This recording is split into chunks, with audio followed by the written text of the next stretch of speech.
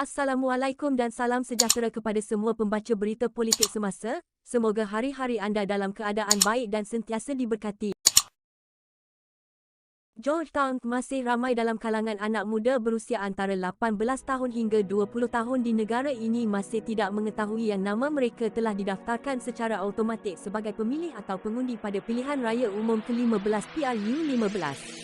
Tidak pasti, belum semak siapa yang daftar nama dan bagaimana boleh didaftarkan antara persoalan yang dibangkitkan golongan itu ketika ditemui wartawan Cosmo semalam. Selain itu, terdapat juga yang meluahkan perasaan terkejut apabila nama mereka telah disenaraikan sebagai pemilih sedangkan tidak pernah terfikir langsung untuk membuang undi pada PRU15.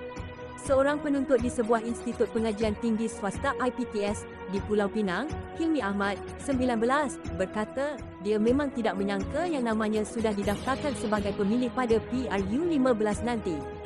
Sebelum ini, ibu yang mendaftarkan nama kakak dan abang sebagai pengundi dengan hanya memberi nama, kad pengenalan dan alamat rumah kepada rakannya yang juga wakil kawasan perumahan. Kali ini, memang tidak tahu langsung yang saya sudah didaftarkan secara automatik. Memang tidak terfikir untuk mengundi selain pilih calon mana yang sesuai, katanya kepada Cosmo. Di sini semalam, seorang lagi pekerja swasta, Abdul Rahman Daniel Abdul Ghani, 26, pula berkata, dia tergerak hati untuk menyemak namanya menerusi portal Suruhanjaya Pilihan Raya SPR, sebaik melihat rakannya memuat naik satu ciapan yang tertera pusat pengundi di media sosial Instagram baru-baru ini. Memang terkejut, nama sudah tersenarai sebagai pengundi pada PRU. Sebelum ini, saya ingatkan kena daftar sendiri. Memang saya akui tidak pernah ambil tahu tentang politik dan sebab itu juga saya tidak daftar, jelasnya.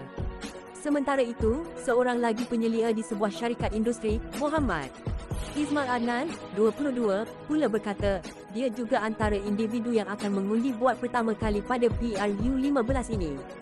Masih tidak dapat bayangkan yang saya akan mengundi pada PRU ini selepas nama sudah tersenarai sebagai pemilih secara automatik. Fikiran masih tidak dapat menumpukan sepenuhnya tentang PRU termasuk belum berasa bahang keterujaan, ujarnya.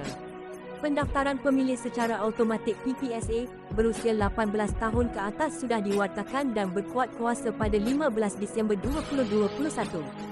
Mengikut rekod SPR, seramai 1.2 juta pemilih baharu tergolong pengundi berusia 18 hingga 20 terlibat dengan PPSA setelah dikuatkuasakan. Terdahulu, SPR menetapkan tarikh 19 November sebagai hari pengundian bagi PRU15 dan pilihan raya kecil PRK, Dewan Undangan Negeri Kedun Terbugaya, Sabah. Tarikh penamaan calon pula ditetapkan pada 5 November manakala pengundian awal pada 15 November.